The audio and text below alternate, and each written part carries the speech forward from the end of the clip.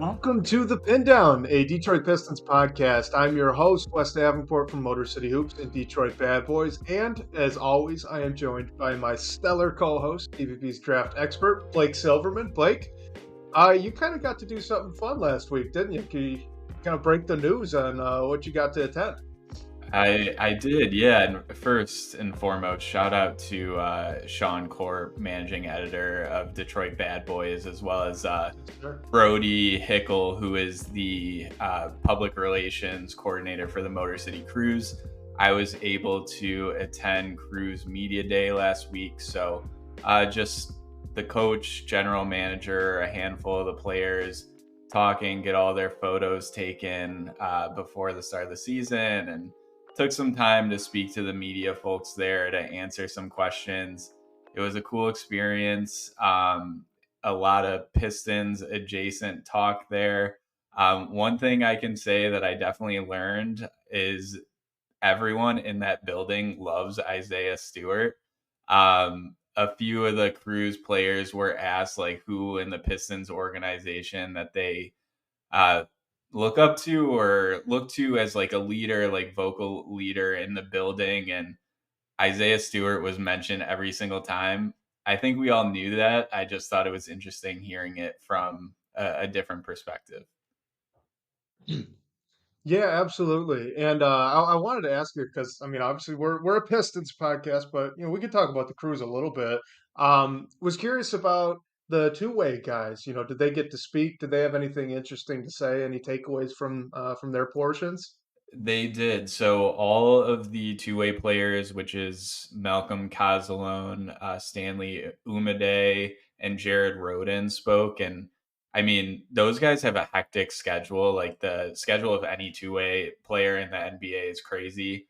The night before, they were in New Orleans when the Pistons were there playing the Pelicans. The head coach, Jamel McMillan, mentioned that the crews were practicing before the Pistons had an optional team shoot around time. So just imagine like those guys are getting there early to be with the crews and spend time with the Pistons and just managing everything. I actually asked Stanley Umade about what it was like to earn that two-way contract, and he gave me a really cool answer. He said it happened after the last preseason game, which was in, I believe we played Dallas. And I'm not sure if he's from down there, but he went to high school down there at least. And I'm sure he spent some time growing up there. So he mentioned he had a bunch of his people there, his family there. And going into that last game, he knew we had an open two-way spot.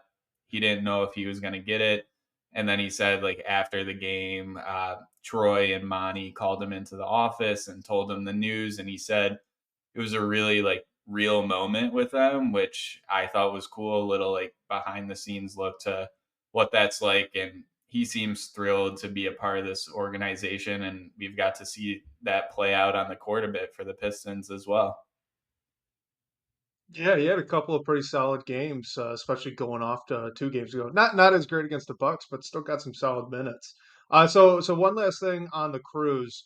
I'm sure the coaches and the coaching staff got to talk a little bit. What's the, um, I guess the top-down sort of theme that you're getting from that coaching staff, likely from Monty Williams, right? I mean, the whole point of this Cruise organization is kind of acting as a feeder up to the Pistons, ideally, right? And at worst, just a place where they could stick injured players to recover. So, what are some of the similarities that you noticed, and just some of the things that the coaches had talked about in that vein? Yeah, so the Cruises head coach Jamel McMillan, he's in his first year with the organization. He joined Monty's staff, and also son of NBA head coach Nate McMillan. He came over to be an assistant for the Pistons, and this opportunity presented itself. DJ Baker, the old Cruise coach, took a job actually on Adrian Griffin's staff in Milwaukee. And what I've heard, I haven't watched a Cruise practice. I hope to soon, but I heard that his approach is very regimented, very professional, not like lackadaisical by any means. And this isn't the first time that Jamel has said this, but a theme of his has been setting the tone in the building, because they obviously share facilities with the Pistons. A lot of times they're practicing before the Pistons are. A lot of times that's early in the morning when guys are half asleep, just trying to get through things. But he really wants his team to set a tone, not just for them in their development and going into games, but for the whole building and organization. So when the Pistons step on the floor, the gym is already at a tone that they see fit. Um, I thought that was something that's really cool and sort of just like speaks to the relationship and the dynamic between the two groups. Yeah, that's awesome. And I didn't realize that they practice back to back like that. That's actually pretty cool. I I, guess it does let, the cruise guys stay over a little bit if they need some extra bodies, which they might right now with how injured they are. So it does make sense. Yeah, I'm not sure if they always practice back to back, but oftentimes the vibe I've got that it's like that. And the one last thing I'll say is Buddy Boeheim was one of the guys who spoke to media, and he just in my like 5 to 10 minutes with him, he just seemed like the happiest dude like in the building. He mentioned how much he loves Detroit. He mentioned just like he loves cold weather, which kind of got a laugh from everyone. Like he said, he wears shorts through the winter. But he said growing up in Syracuse, Detroit is the perfect place for him. He loves all the restaurants around here. So he seems thrilled to still be around as well. All right. The Pistons have played some games. Most recent one against the Milwaukee Bucks on Wednesday night. Tough loss, lost by 1 point. Honestly, they had the game in the third quarter and early in the fourth. They kind of exploded there after halftime after Giannis got ejected. But, one of the biggest, well, the two biggest players in that game for the Pistons were Marcus Sasser and Cade Cunningham. Now, let's talk about Cade Cunningham because we haven't done too much on him yet so far through these first few episodes that we've done. So two main things for me that I wanted to bring up. The first being his drives, and the second being the turnovers. So let's hit on the drives first. For the past 3 games, I thought he's really done a much better job going to the rim aggressively, even though this hasn't really led to foul calls. It seems like he's throwing his body around a little bit more. He's not getting bumped off his line as much. Have you seen, the same thing? And just more generally, how do you think he's starting to like improve in that area? And what might he need to do more of on these drives as he hopes to improve even more? Yeah, I think he's being aggressive, definitely more so than we saw in year one. I think I have personally noticed a few like 3 point attempts where I was like, maybe he should have drove that or just drove and kick or whatever it might be. I mean, I think after the first couple or few games of the season, we were like, this guy just needs to get some calls. Like, what can he do to get to the line more? He shot 10 free throws last night. So I think that is happening little by little. So I hope to continue to see just like more of an aggressive approach by him. I know we've all seen the screenshots of like Cade driving in the lane and then 4 defenders like crash in on him. I think in those scenarios, like once we have some of our more consistent and proven shooters back, he'll be more likely to kick those out rather than try and create for himself and just have that in his head no matter what. But I think we have seen some improvement from Cade driving the basketball. Yeah. Well, so with the free throw thing specifically, I almost wonder if he's like too good at avoiding contact a little bit. Too good for his own good, right? I mean, if you look at that, one of the last plays of the Bucks game, he drives down, he's on the right side of the hoop. Euro steps over to the left, clears almost the entire lane, and then kind of goes for a lefty hook, fading runner, whatever you want to call it, left hand finish on the opposite side of the hoop. It gets blocked by Brook Lopez. But throughout that entire thing, he does not get touched. Hardly, right? I mean, there's marginal contact while he's driving, but he's slipping and sliding through all these people, all these defenders. They're in the lane. He gets a clear launch angle on his jump. He doesn't even need to go into the body of Brooke Lopez. Like, by all accounts, he was really good at getting away from everybody. It's just that he's not athletic enough to kind of go up over the top of Brooke Lopez without going into his body and not have that shot be blocked. So, is he this is a weird question, but is he just too good at not getting fouled? You know what I mean? Yeah, it's a good question. I mean, I don't know if I want to say he's too good right now, but I think it's just his style of play and like the pace that he plays with, where he knows how to put defenders in positions that he wants them to be in. And sometimes that lends itself to drawing less contact or him fading away, getting or putting like a floater off the top of the backboard. So I really think it's just a product of his style of play. And hopefully, if he continues to like put up the numbers he is and just prove himself as like a force driving to the basket, that those calls will come, because still I'm not sure if like 50-50 calls are going his way.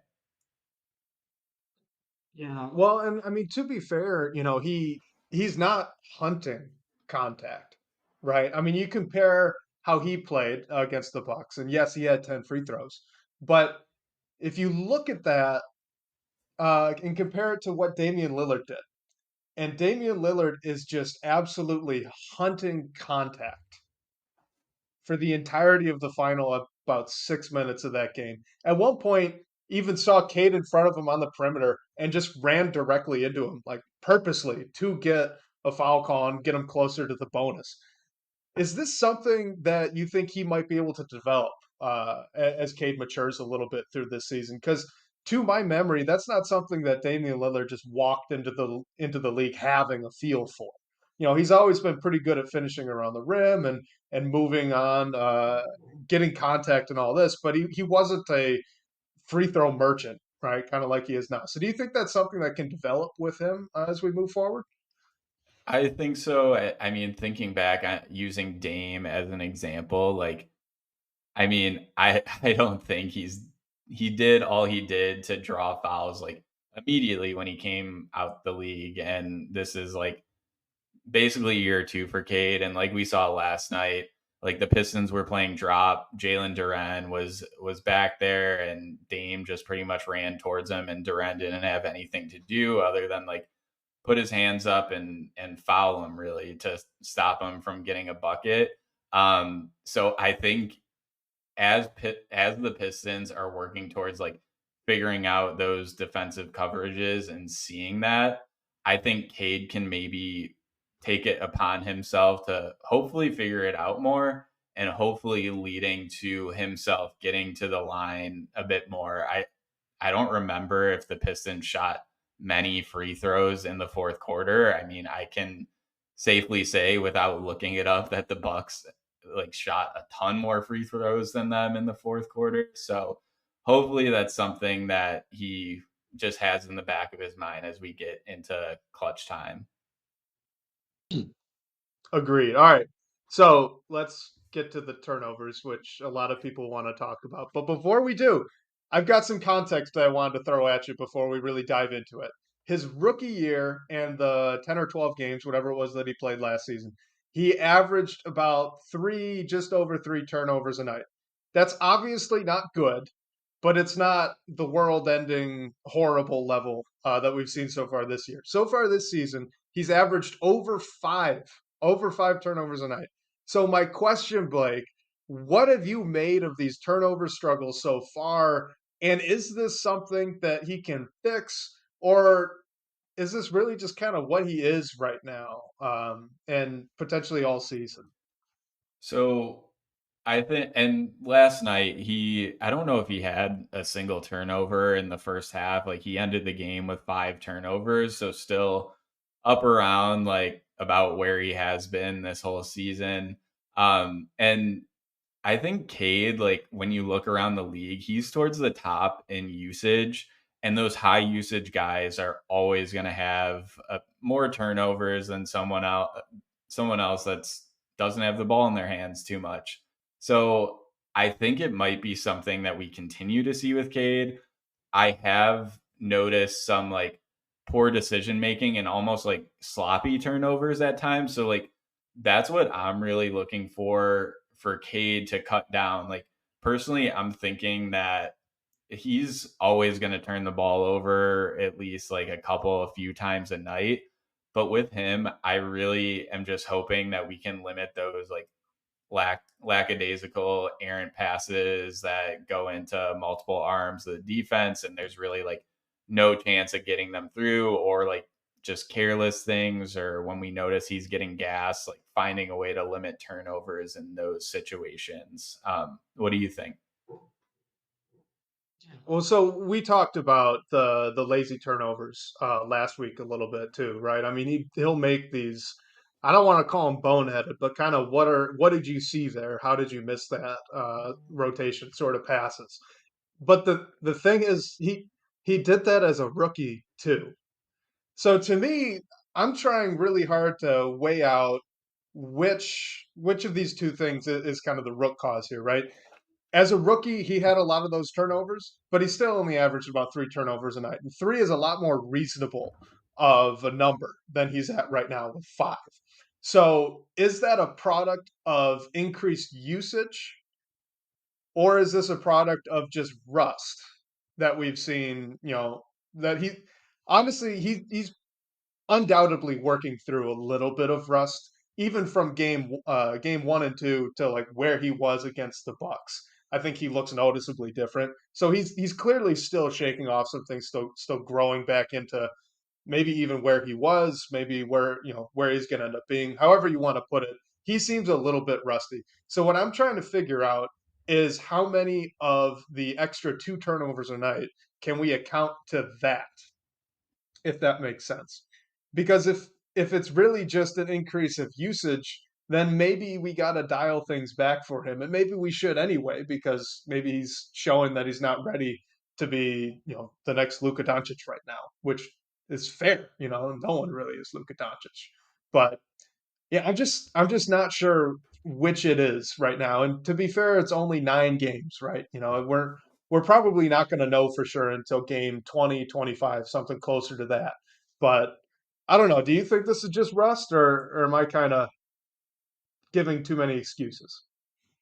I I really do think it's him just being like the focal point of the offense and that like increased usage. I mean, I think there have been games where he's gotten up to like 7, 8 turnovers a game, and like that that can't happen. Like we have to find a way to limit that. But I don't know. He's clearly like he basically missed an entire year of basketball. Like we knew he was going to come back and look a bit shaky in some scenarios, and like what that's been so far is the turnovers. I'm hoping once the team gets healthier, some guys come back and he has some of that like spacing that everyone's talking about around him, that we can find a way to cut that turnover number like back to that around the 3.5 range, like you mentioned he was in his rookie year. I really do just think he's being asked to do a lot right now, and coming back from a year off of basketball, like we're gonna have those like increased turnovers. It has to be limited down, but I don't think it's like not all his turnovers are those careless ones, which are the ones that, in my mind, we really need to focus on. Oh yeah, no, I'm right there with you. I mean, I could excuse all of the turnovers, or almost all of the turnovers, to the moon and back right now. I mean, he's coming off a year where he didn't play basketball, so he's coming off an injury, significant surgery, all this stuff. So he's going to be rusty. He's still a really young guard. Young guards turn the ball over a lot. His usage rate is up near the top of the league. So you've not only got a young guard who's rusty, but you're also kind of running a heliocentric offense around him, and on top of that, there's almost no shooting, or at least shooting that the defenses around him or that he's playing against respect. So like I can excuse it all the way to the moon and back. I don't know if it's smart to do that, but I can. That doesn't mean it's right. So our guy Bryce Simon here, he brings up, he looked this up from Basketball Reference. The usage percentage for Cade Cunningham is up 6% from his rookie year. The turnover percentage is up 1.4%. So yeah, I'm not quite sure what to make about that. That all both of those numbers kind of track, I guess, with what I'm seeing. Do you have any instant thoughts on that? Yeah, I mean, and for a shout out to Bryce, thank you for the support. I know everyone's probably already checking out what Bryce is doing, but if you're not, please do at Motor City Hoops and the Pistons Pulse. But looking at that, like those don't seem like drastic increases, and uh, like I think a big issue is in the Pistons starting group, and a lot of times when he's on the floor, like Cade is the best shooter out there, which is not great to say the least. Like he needs that spacer in the corner, like that he can kick out to when he noticed the defense crashing down. So I really hope that once the team gets healthier, we can see that number whittle down and hopefully compare his turnover rates in that period to the first like 9, maybe 10 or so games of the season. Yeah, that's kind of where I'm at too. And honestly, that's kind of where I'm at with most of this roster right now. It's a wait and see. We are still 9 games in. They've had a lot of injuries. There's more that we don't know about the Pistons right now than that we do know. Unfortunately, which wasn't really our expectation coming into the year, but we did get blindsided by these injuries. Regardless, let's hop on in to some questions here. So first one from Beef Stew 4321 from the DBB chat. He's asking, what do you think has been the main reason for these defensive struggles in recent games? So recently, I mean, it's not a good answer, but I think a lot of it has been health. Like we're playing shortened rotations. A lot of these guys are tired. And I mean, I don't think we've seen super strong like defensive play from like Jalen Duren either, like we've seen in the first few games. So I think that's causing a little bit of it too. And I know Duren has missed some time, and we had Bagley starting in there for him, and we know that Bagley isn't anywhere close to the defensive player that he is. So of course you're going to see the defense take a step back. Um, that said, like I can't say enough good things about Asar Thompson. Like he's our best defender by a mile, really. And I mean, Stu has played pretty good defensively as well. I just think around them, like when you have Bagley in the starting lineup, Duren having some trouble with some of the coverages or like drivers that opponents have thrown at him and he had to deal with, there's going to be some struggles at like I don't think Killian has been a standout defensively. I think he's played decently on that end of the floor, but I don't think he's like the great defender that you're putting next to Asar to hopefully take some of that pressure off of Cade Cunningham. So I think it's a mixture of that. And hopefully, like once the team gets healthier and we have some guys that we can sub in and not worry about foul trouble as much and things along those lines, hopefully it'll be like a more complete team defensively. Yeah. So when I was looking at this question, trying to think of like the one main reason, right? Because there are a lot of reasons that the defense has struggled over the past few games. I think you're right. I think the biggest one is Jalen Duren has regressed from the first few games that we've watched from this season. I mean, go back all the way to game one, right, in Miami. He was on top of his weak side rotations. He was communicating heavily. He looked great. It really looked like he turned a corner. Now, not as much, right? He's not doing that as much. I don't know how much of that can be explained by his ankle injury. He does look a little bit hobbled. You could noticeably see it 2 games ago. I can't remember who they played, but a few games ago, you could see him from the tip, kind of limping up and down the court when he was trying to run. So maybe he's just not as quick off of his feet right now. If that's the case, honestly, they probably need to just give him some time to heal up. I know the roster's slim, but you do have Marvin Bagley and you do have Isaiah Stewart. You know, you can make do without Duran as a center until he gets healthy. So, you know, if it is the ankle, that's something that they got to look at. But you know, we're going to talk about this a little bit more in a few seconds. I think the next question is about the coverage against Dame, right against the Bucks. But if you look at that, that's a great example of some of these what I have thought to been questionable ball screen coverages. They've been dropping Jalen Duren pretty deep against guards, just as a blanket scheme, I guess I would say recently. I don't remember them doing that as much early in the season. This seems to be something that's changed. I could be wrong on that. You know, I haven't been able to go back and look as much as I wanted, but I don't remember them doing this a lot early. It seems like they're doing a lot of it now. So you look at Damian Lillard there in the fourth quarter, they're setting screens for him almost 40 feet away from the hoop, and Jalen Duren's camped out at the elbow, right? Just giving him a full on runway or plenty of space for a pull up jump shot. I you know, if it's me, like you really can't be doing that. You need to be either up on him with a hard hedge or at least try to ice the screen, play it flat, like something to slow these guys down. And I think we did see it a little bit too with like Steph against the Warriors. They were playing more of a relaxed ball screen coverage. So, you know, I think the main issue here is Jalen Duren. I think Jalen Duren either needs to get healthy or needs to step his focus back up to be where it was early in the season, that dominant interior presence on the weak side. He was great. He needs to get back to that. But secondarily, I do think they need to be a little bit more aggressive in some of these defensive coverages, especially when you're playing stars, bona fide stars like Damian Lillard. Yep. And it got to the point in the fourth quarter last night where there was nothing really our defense can do other than foul Dame. And of course, you don't want to be in those scenarios.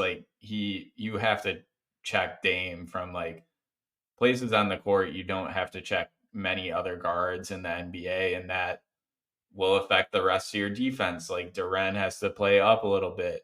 So I think that hurt him as well. And I mean, like I've been saying, really the only thing he could do is foul. I hope that Asar Thompson gets to a point, and it's probably not going to be this year, where he is like taking charges and he's going to get those calls like a decent amount of time. Like the best defensive plays in my eyes are when you force an offensive foul or you force a shot clock violation. And we weren't really like in any scenarios where we can do it. I understand not trying to go for like a bang bang play, take a charge that could go as a block. So I do think you need to adjust a bit of the defense in the post. Like hopefully Duran has an easier time when we're not seeing Dame Lillard on the other side of the floor. But hopefully some of the guys around him can step up and provide some good defense around the perimeter as well. So since I ruined it, let's just hop to that question already. Our guy Bryce again, he asked, should the Pistons have changed the defensive coverage against Damian Lillard in the fourth? And I'm going to add, because the answer we just talked about is yes, what would you have rather seen them do? Yeah, so sorry, I can't remember. Was Asar still checking Dame for most of the fourth?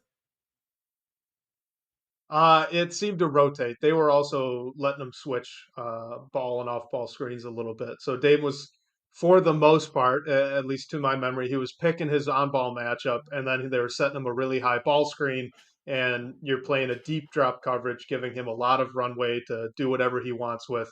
And he ended up just becoming a foul merchant and shooting a incredible amount of free throws in the last 5 minutes. Yeah, well, maybe it is as simple as like what we've been saying, just like not playing in drop when you're going up against a guy like that that has like unlimited range, like that causes you to go up a bit and not really have like as much effectiveness in drop. And then when it got to the point where Duren was the guy that was supposed to take the assignment, all he could do was follow him. And we don't want to be in those scenarios. I think he got up to like 4 or 5 fouls. So getting in that danger zone, like I think it might just be as simple as not playing the drop in those situations.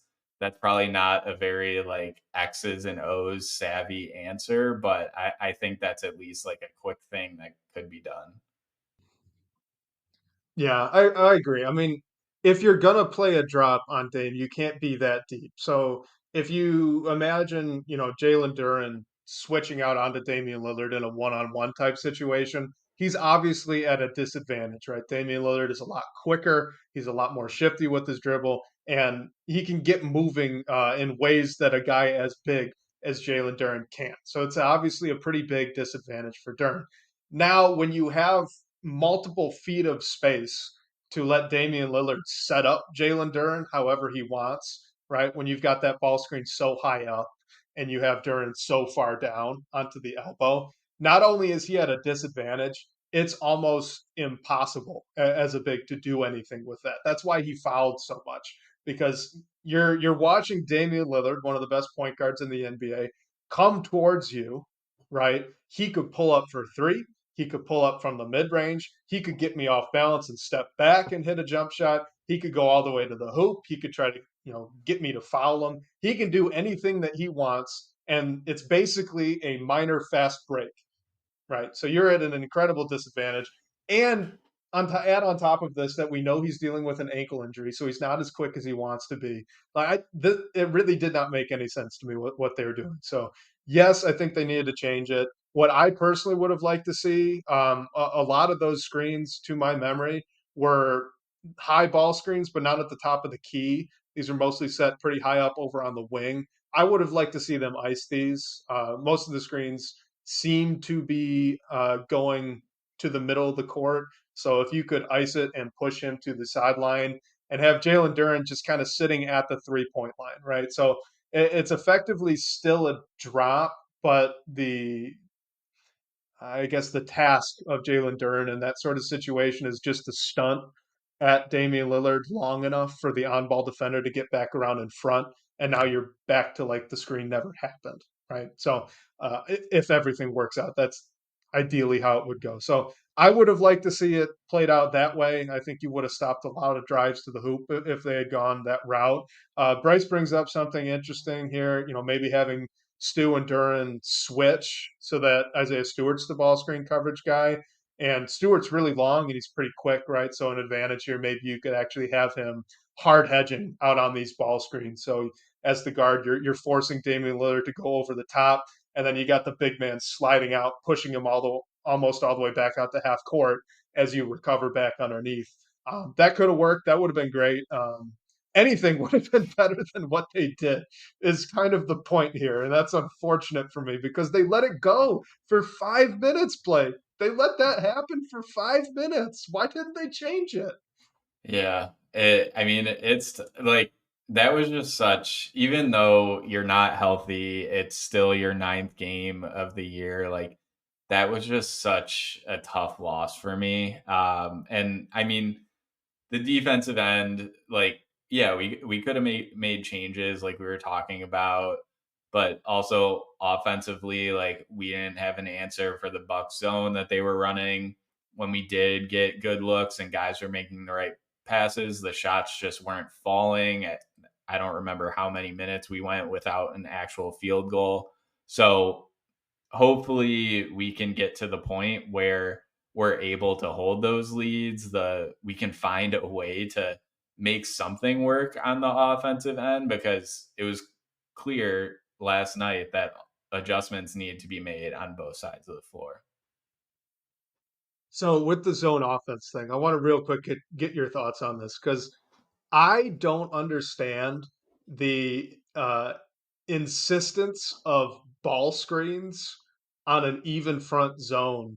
So the Bucks were running an extended 2-3 zone, which is the same coverage that Miami tried. It was the same coverage that forget which team tried against the Pistons, but extending the wings on a 2-3 zone and bringing the guards up higher above the 3 point line seems to stall everything out for Detroit. And just get the ball to the middle. Like, why are you trying to ball screen when you already have a help defender all the way to the already in the middle of the court because it's an even front zone. It's a 2-3. Like, just post up Duran, or even better, put Kate or Killian at the free throw line, get them the ball, have them turn and face the rim, and now you're playing 4-on-3. Like, why? I don't get why it's so hard. These are NBA guys, and this is a problem with Dwayne Casey's Pistons iterations as well over the years. Like, are you seeing something I'm not? Why haven't they been able to figure this out? I am not sure either. Like it just seems that when I don't know if it's when an adjustment is made, like we just can't figure it out, and Monty is letting the guys try and figure it out. I mean, I'd like to think that we're doing whatever we can to win the game, of course, in that situation. But being that we didn't really make a specific adjustment, or I don't know, just do anything to um, get into that zone, like it's weird. Like you're saying, it went too long without doing something, and it was so clear that we were cold. Like this defense, what we were doing wasn't going to penetrate it, so we had to do something. A change wasn't made, and I mean, I hope, again, like I keep saying, when this team gets healthy, we will have more answers for that. Like we did have two rookies on the floor that were both playing well, one in particularly, but it might just also be a product of those guys not being in those scenarios very often, trying to run their offense. The offense isn't working out, and then it's like, what do I do? And they don't know yet. They're trying to figure it out. So hopefully when we're healthier, it'll be easier to make those adjustments. But right now, it just seems like simple things like those coverages that we know we can't figure out aren't like it just stops our offense, which kind of I don't know what to think about it either.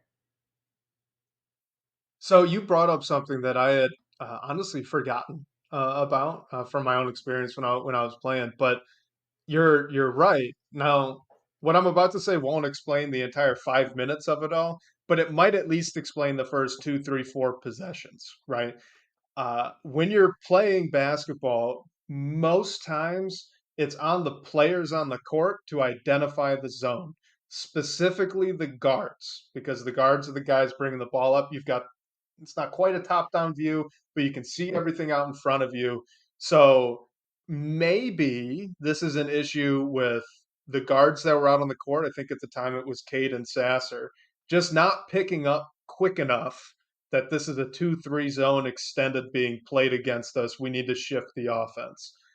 I'll have to go back and look to see if that tracks with what actually happened, but that could definitely be part of the problem, at least at the start, for why they've struggled against these types of zones. Just not identifying it quick enough as the guards out on the floor.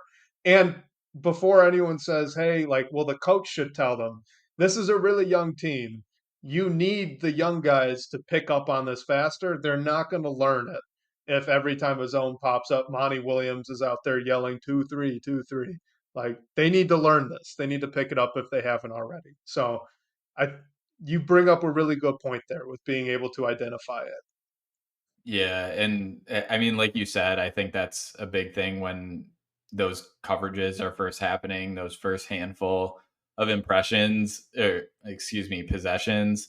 But hopefully, like it was going on for 5 minutes, like it got to the point where all of Pistons Twitter noticed it, and we were like, what are we doing? What are we gonna do to like get through on this? So hopefully as some of the younger guys are like working through these things, there can also be a point where we like our coaching staff notices like, hey, we need to take a time out, talk things over, make an adjustment, and hopefully that will put those guys in the best situation to know what they need to do to just get a bucket and stop these runs, and maybe make the opposition think about doing something different as well. All right, next question. I want to hit this one quickly. So Johnny77 asked, "Will Jaden Ivey play Friday against the Sixers?" The answer, unfortunately, is no. You will not see Jaden Ivey out there against the 76ers for the first in-season tournament game for the Pistons. He's still dealing with a unnamed illness. This was reported in a long laundry list of injuries that the Pistons have by our guy Omari Sankofa in a second. So um, yep, you're not going to see Jaden Ivey. It's unfortunate, and hopefully he gets feeling better pretty soon here. They need bodies, but let's get into talking about another guard. This is Dave from the DBB comments. He's asking the question that everybody wants to know, but no one can answer. Is the Killisance for real? That being, is Killian Hayes going to continue playing very good basketball from now on? First of all, I mean, I just love the phrase "killisance." I hope that sticks. I mean, yeah, he last night he played decent. He had a solid game, and then was like our best player on the floor the game before offensively. I want to see that add up consistently, like string together a few games like that. Last night in Milwaukee, like he wasn't able to find it from deep. So that, like, I think that's when he really unlocks his game and he can hopefully make a few shots and then drive and work in the mid range like we've seen he's been able to do in the past. Um, I know like he's still been stuck in the just category of being in the starting lineup for defensive purposes. I mean, he hasn't like wowed me by any means on that end. Like he's clearly a better defender than like Jaden Ivey.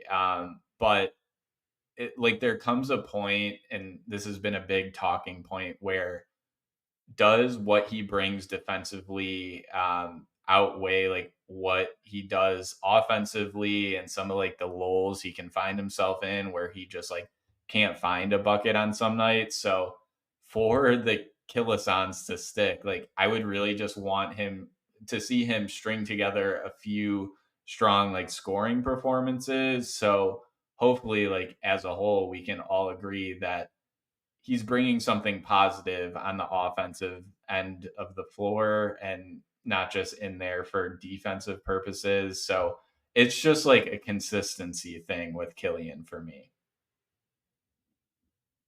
I agree. I think it's definitely a consistency thing. And I've been saying all year, and I'm going to stand by it, that the version of Killian Hayes we've been watching this season is no different than the one we got last year, right? Last season, he even had about a month. It was around this time of year. He had a month of really good basketball. We all thought, hey, maybe he's turning the corner. I believe he eventually got injured, or perhaps it was the suspension after that Magic game. He missed some time, came back, wasn't necessarily the same guy. And now here we are again, right? He plays a great game a couple of nights ago. Definitely the best player on the court for the Pistons. It wasn't a question. That was might have been the best game of basketball that he's played in his career, uh, at least from my perspective, because not only was he scoring the ball well, passing the ball well, rebounding well, he was also not getting blown by a ton on defense, which has actually been an issue for him this season. He's been pretty good rotationally. He's been a playmaker off the ball, but in terms of just one-on-one coverage, he has been getting beat quite a bit. So he's not a total positive on defense as a guard. He's just kind of the best option that they have. So all of that being said, you look at what he did against the Bucks. He had 14 points, 5 rebounds, 4 assists. That all sound really good.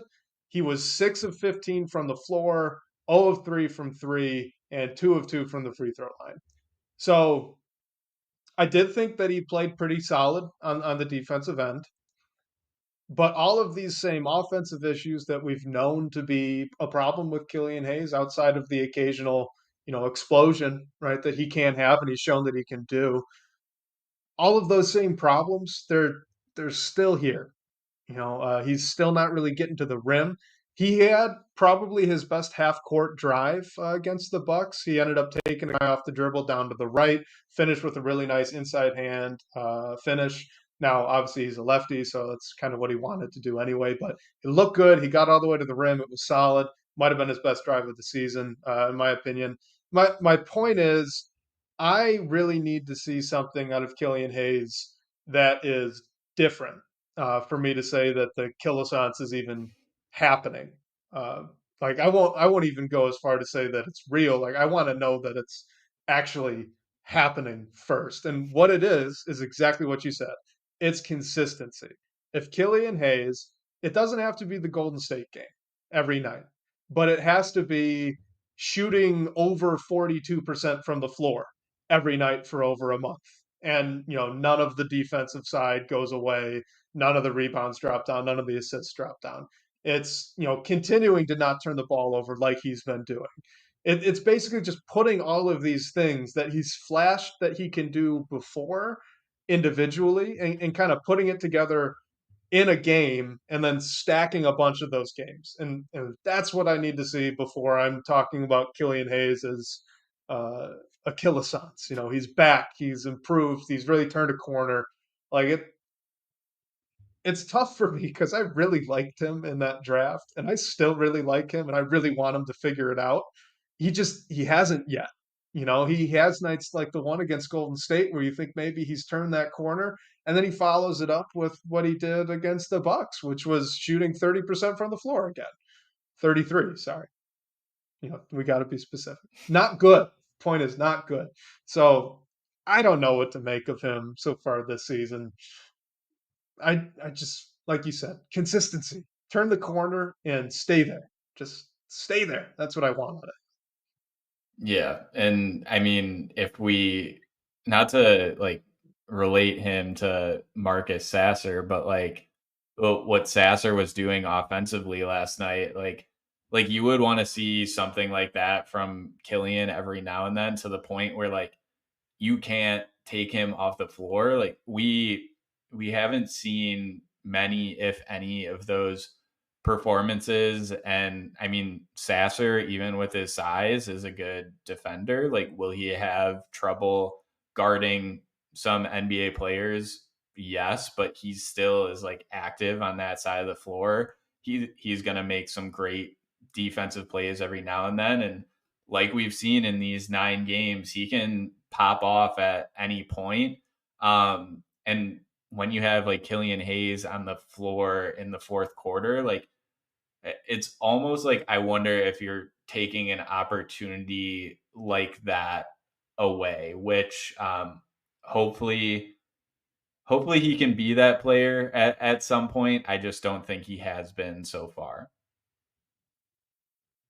it. Yeah, I agree. So hopefully he can figure it out. It would be really, really good for this Pistons team if he could figure it out and start doing these things consistently. So uh prove it. I want to see it. I want to see it from him. So hopefully he can do it. All right, on to our next question here from our guy Rogue Blue. He asks if the Jaden Ivey situation does not change up before the NBA trade deadline, would you trade Jaden Ivey and Bojan Bogdanovic for Keldon Johnson of the Spurs? Um, I mean, I've seen a few Keldon Johnson to the Pistons mock trades in the past, and I I would love to bring a guy like that. I don't know if he's available, honestly. And I mean, for this specific idea, I would have to see how I'm assuming the money works, but I'm just not sure.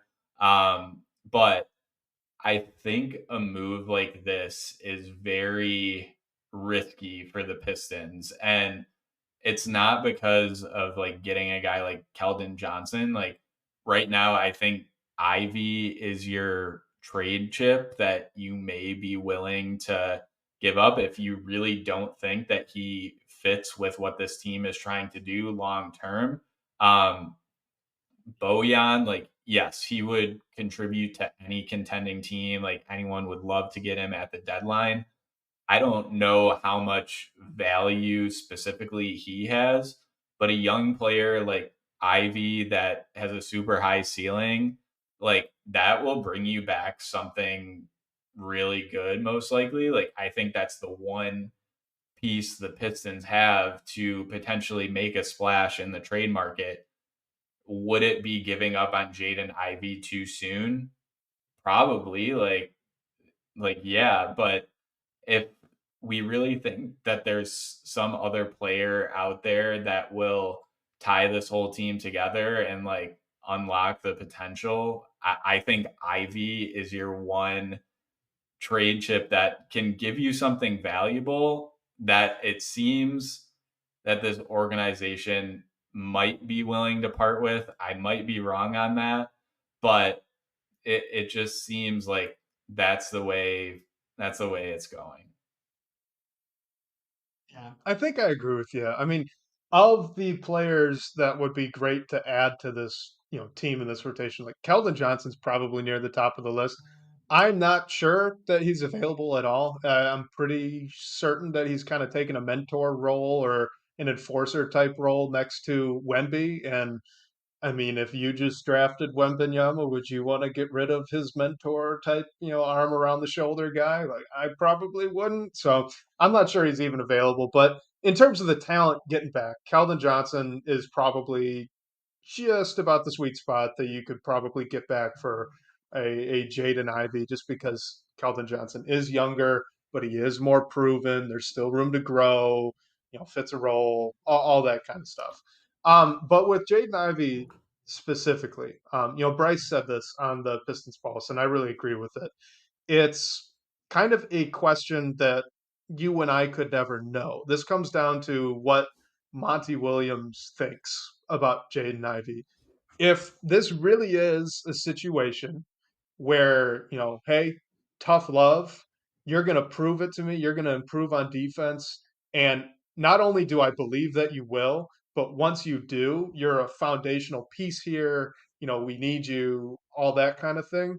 Then great. Like, keep Jaden Ivey. Please keep Jaden Ivey. You need him.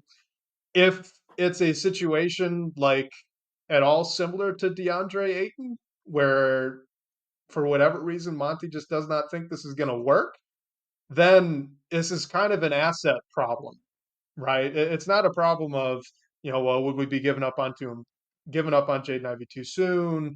Would we maybe get enough back? Like at that point, if Monty just doesn't think it's going to work, this is the most you're going to be able to get for Jaden Ivey right now, because the more he doesn't play, the less people are going to be interested.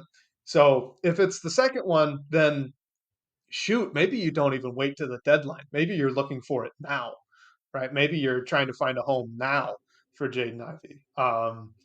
I'm not sure what the answer to that is. I would rather not move on from Ivy. Just to be clear, like I think he's got an incredible potential. I think he's a great fit next to Cade. But if it turns out to be the second thing, then I think you're looking at the class of older young player like Keldon Johnson, honestly, kind of like a Colin Sexton, like someone in this range of player that you might be able to get back that's already on their second contract, and you may want to do it sooner rather than later.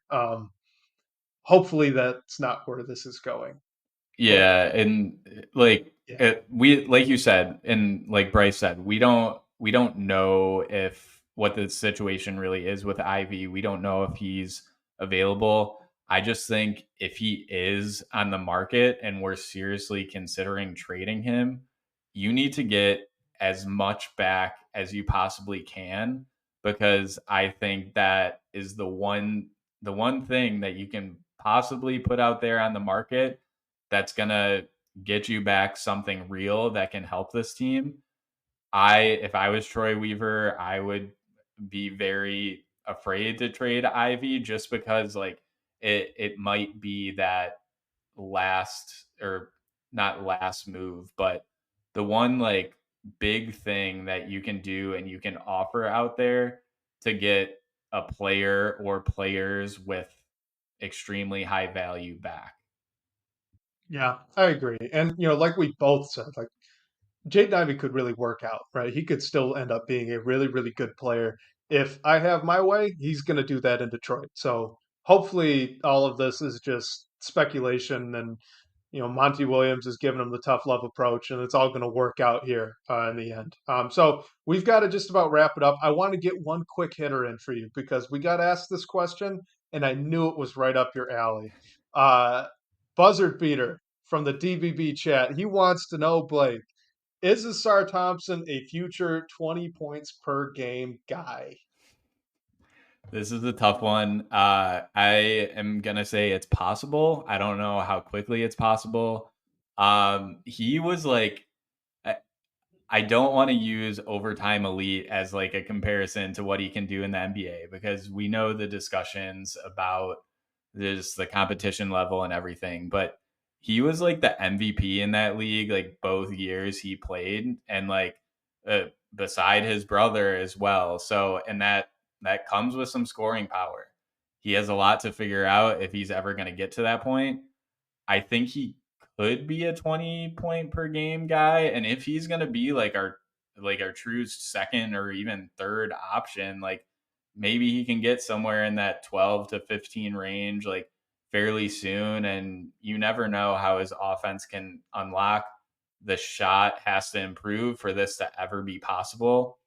So, I think this is possible. I just am not confident in that answer. What do you think? I'm going to shock you, Blake. If you had asked me this before the season starts, I'd say no way, no chance, won't ever happen.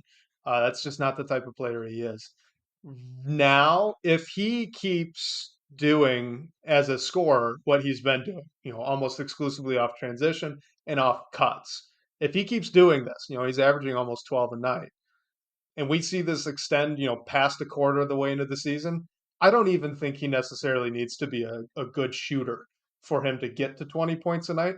I think he'll just need to tidy up his ball handling. It's really loose right now.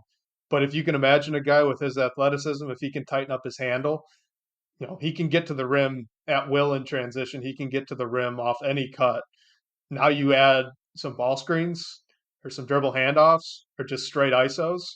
Like, yeah, he might not even need to shoot. He's a heck of a lot closer as a scorer than I ever would have guessed, even after Summer League. So he's proven me wrong, and I hope he keeps it up because it's been fun. It's been really fun to watch.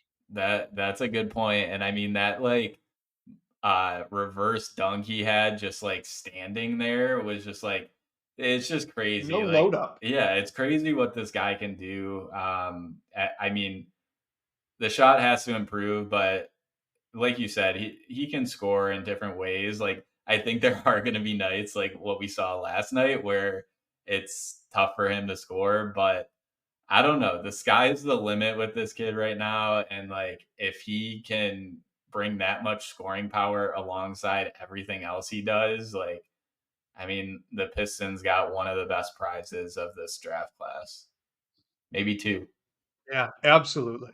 Absolutely. No, they did. So I know you got to go. I know we got to close this out. Wanted to get the Asar Thompson in there, though. I know how high you were on him during the that draft, and I was not. So I like highlighting it. And, that's my we get guy. to end on a happy note, right? We end on a Yeah, happy note. That's good. So yeah, good. we should. I mean, if he's still playing this way, we should always end it on Asar Thompson because the things he's doing are incredible. But yeah, thank you everyone for joining. Special thank you to Sean Corp, the managing editor of Detroit Bad Boys, for supporting the show. And shout out to everyone who joined here on YouTube or listening to us beginning tomorrow morning, wherever you get your podcasts, and providing us with all your questions and talking points throughout the week. We'll catch you next week, whether on your commute or live with us here on YouTube. And we can't wait to talk more Detroit basketball with you all.